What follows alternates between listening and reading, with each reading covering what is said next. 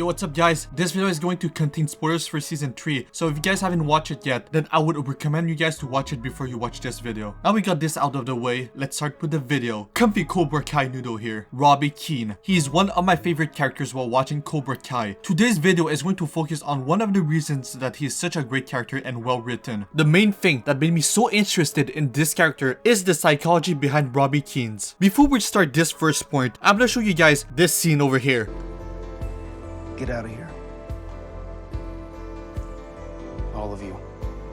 This scene was so interesting to me because it made me think, why did Robby chose the word get out? At a first glance, it simply means to get away from here. But when we start to link this scene with the past scenes that we saw from him, we start to see a pattern in his psychology. And this pattern is that he has trust issues towards a certain kind of behavior. He doesn't have trust issues in the traditional sense, which gives him a hard time creating a relationship with people. Because we already saw in the first 2 seasons that he was able to create a connection, a positive connection for that matter, with both Samantha LaRusso and Daniel LaRusso. So what do I mean by trust issues? He cannot trust people that need to explain their actions to him. But to be more specific, he cannot trust the explanation itself. This is highly likely created by the accumulation of childhood trauma that kept lying to him about her dates. Not only is he sick and tired of hearing lies of people deceiving him, there is something happening every time people are trying to explain their actions to him. And that is, nobody gives a shit about Robby. Almost literally. In all these situations, nobody is asking what Robby is thinking about. Nobody wants to hear Robby's opinion. Nobody is asking how he feels about the situation. And nobody asks what he wants. Every time people are trying to prove their innocence to him, there's one thing in common. And that is, they always assume what Robby thinks. Assume what he wants. They assume his opinion. They assume how he wants to be treated. For example, when Robby made food so he could watch a movie with his mother, what was the reaction of his mother when he told him that? She told Robby that she didn't have time to spend with him because she had to go on a date. And if my memory is correct, she proceeded right after to tell him this. She tells Robby that she needs to find a new man because she is scared that when he grows up, he is going to leave her behind. And then she tells Robby that's not what Robby wants, right? She literally tells Robby that she doesn't want to feel lonely in the future. When Robby is literally in front of her, trying to make food and spend time with her. Of course, he's not happy with that. And maybe he even felt betrayed. The thing is, this is not a one-time thing. There's a high chance that he'll live like this throughout his whole life. And the accumulation of this throughout the years naturally makes it very hard for him to trust people that are exhibiting the same behaviors. But this doesn't just happen with his mom. The same thing happened with Daniel LaRusso. When he called the cops on him, Daniel LaRusso never tried to ask Robby how is he feeling regarding the situation. How can they handle this together? He also never took the time to explain his decision to him and ask if he agreed with it or not. Instead, he did the contrary. He assumed what was the best thing for Robby and chose the decision on his own. This all goes back to the scene that I showed you previously, where Robby tells Daniel LaRusso and Johnny Lawrence to get out. He tells them to get out because he thinks that if he were to continue to listen to them, even if the explanation were the truth and genuine, that's not what he wants. Because if he were to listen to their explanation, then he would be put into a situation where he would be hesitant between choosing John Kreese or them. He doesn't want this though, because there's something that John Kreese can offer to him more than Daniel LaRusso and Johnny Lawrence can. And that is not an explanation, but an answer. John Kreese can give Robby an answer. Whether this answer is good or not doesn't matter. He is sick of always trying to assess the information that he has. He is sick and tired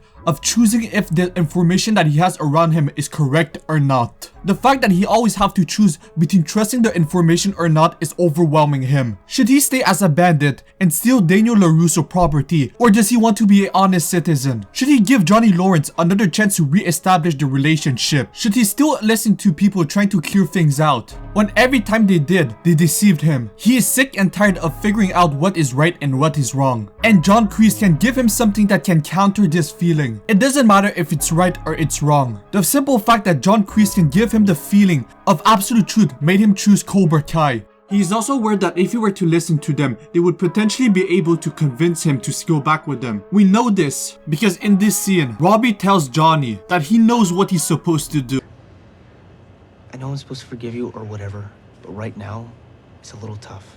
But right now, it's a bit hard. This hints that he is aware that with time, it would be possible for him to fix his relationship with Johnny. This means that not only is he aware of how he's currently feeling, but how he can potentially feel in the future. He is aware of how his emotions can evolve according to the conditions. So when we go back to the Get Out scene, he is purposely choosing not to listen to what Johnny Lawrence and Daniel LaRusso have to say. He told him to get out the moment he saw them, to not give them the chance to explain themselves, because he is aware that they can potentially change his mind and convince him to go back with them. Despite knowing all of this, he purposely chose to join Cobra Kai and join John Kreese. He doesn't want to feel stuck between choosing two different paths, so he chose the one that made the most sense for him emotionally. This is the reason that Robby Keene joined Cobra Kai. Now, the second point we can talk about is guilt. Why don't we ever see Robby feeling guilty about pushing Miguel off the stairs? Now, let me ask you a second question. Do we ever see Robby feeling more than slightly guilty even before that? No, we don't. We actually see a lot of scenes that shows that he has the ability to control his guilt. This means that he found a way to cope with his guilt. See proof of this in multiple scenes, such as when the waiter in the private club spotted him and thought that he came back to do a crime. What did I say would happen if you ever stepped foot in here again? I'm calling the cops.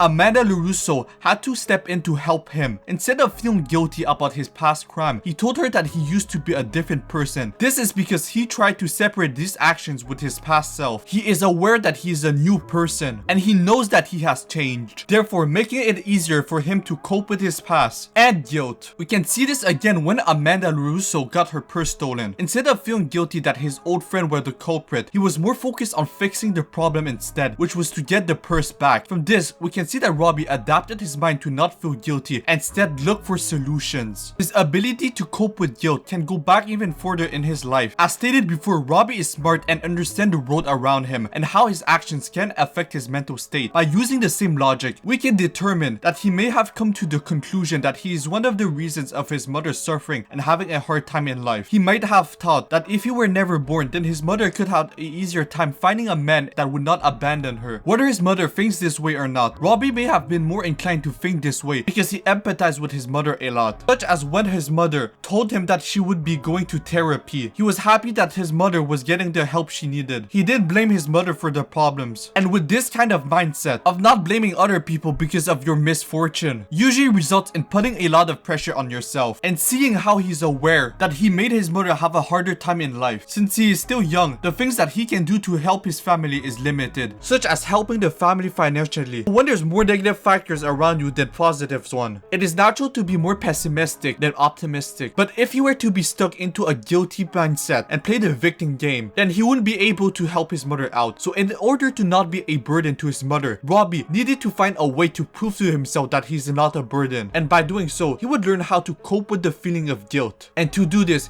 he had to help fix one of his family's biggest problems, which was their financial situation. By focusing on fixing one of the problems, not only is he helping his family out, he is also proving to himself that there are no reason to feel guilty about himself. And while he was doing crimes to make money to help his family out, he was aware that his actions weren't the best in the moral level. So every time that he stole something, that was one more experience that taught him how to not feel guilty. All this proves that he has the mental resources to find ways to cope with guilt and to not feel bad about the situation. The last one I'm going to talk about is related to this scene. You tried to pull off on me? No, it wasn't like that. You lied to me. Please. Get out Please, now and don't come back to this house, not to the dealership, not ever. Why is Robby so desperate in explaining to Daniel LaRusso that he didn't meant to not tell to Daniel that Johnny was his father? And the answer is pretty simple. Robby understands what it feels like to be betrayed. He understands how Daniel LaRusso's perspective of him would change. Not only because he's Johnny Lawrence's son, but as a person that has been lied to his whole life. He understands how Daniel LaRusso is feeling at the moment because he probably would have reacted in the same way. This is the reason that he was so desperate in fixing the misunderstanding. So, we're done for this video for today. You guys already know the drill. Do not sub if you do not like what I'm talking about. Sub if you like what I'm talking about. Like if you like what I'm talking about. Don't like if you don't like what I'm talking about. Don't hit the bell icon if you don't want to get notified, and hit the bell icon if you want to get notified. It's simple as that. And leave a comment below if you want to leave a comment below. It's simple as that. And this is Comfy Noodle slurping out.